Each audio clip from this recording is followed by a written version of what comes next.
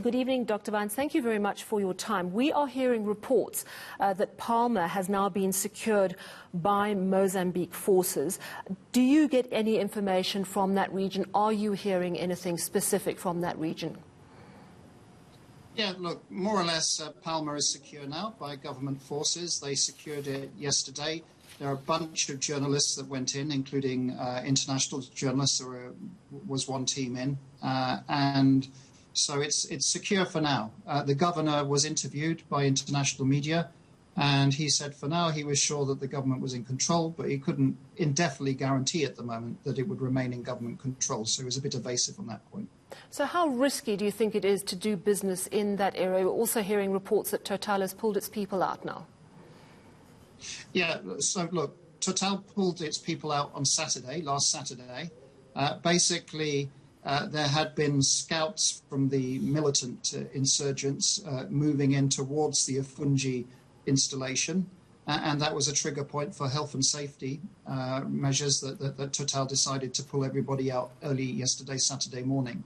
So the gas project, Afungi gas complex, is now under total Mozambican defense and security force control.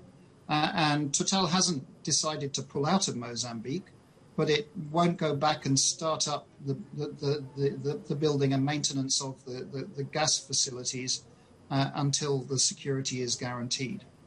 And how can they guarantee security? We know that there have been insurgent attacks since 2017 into that area. We've seen upwards of 800,000 people fleeing. IS claimed Palma a couple of weeks back. As you say, the government forces have now reclaimed it. But it's certainly not a stable situation. So where do you think it's going in the next few months? Yeah, so absolutely right. Not stable at all. IS has claimed that the militants are affiliated to it since 2019. My own view, it's more of a flag of convenience, but there are some connections, and certainly there's inspiration with Islamic State. And so the question is, how can the government turn this around?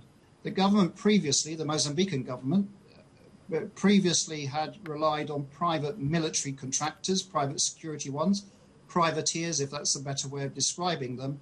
And one of those firms was something that your viewers might know, the Dyke Advisory Group. Well, Dyke Advisory Group's contract expired today. It wasn't renewed. It expired today on the 6th of April. And another South African defense firm is going to provide support for the air wing of the counterinsurgency operations.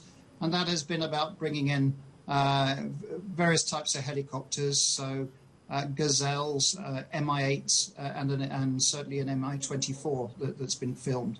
So that's paramount of South Africa that's involved in that. Do you think that Total... Moving forward... Sorry, carry on. Sorry, go ahead. No. Yeah. So moving forward, the next big moment is Thursday and Friday this week, when there is an emergency meeting of the SADC Troika in Maputo to discuss what the region can do. And so let's see. I don't think there'll be a SADC full-fledged intervention, but I imagine that there might be niche areas of expertise that SADC could provide the Mozambican armed forces that be useful. So for sure, for South Africa, given South Africa's navy and maritime capacity, I could see that being quite useful to try and block off supply lines and improve patrolling along the Cabo Delgado coast, for example. The Angolans could offer airlift.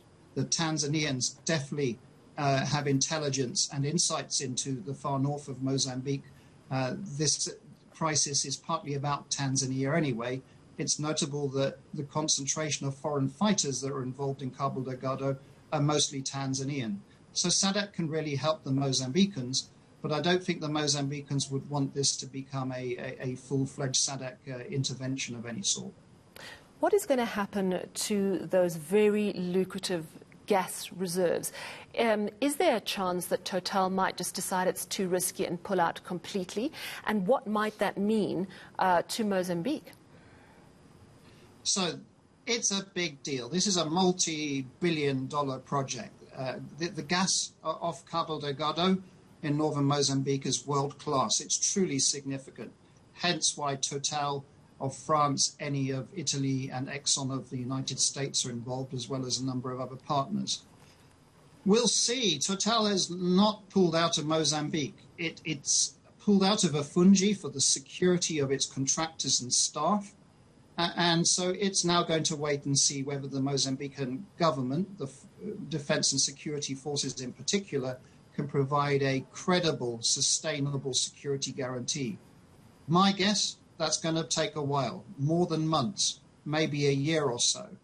But at the moment, Total is committed, and it's going to fulfill its memorandum of understanding with the Mozambican government armed forces, which was signed a couple of years ago and then reviewed last year, which, for example, includes a guarantee to provide human rights training attached to the voluntary security principles for security and human rights for any Mozambican armed forces providing security of Afungi, but equally importantly, providing also logistics, consistent logistics support of those forces. So Total is still committed to that.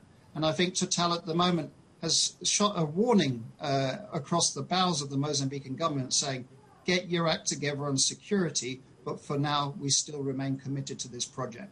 Well, thank you so much for your time.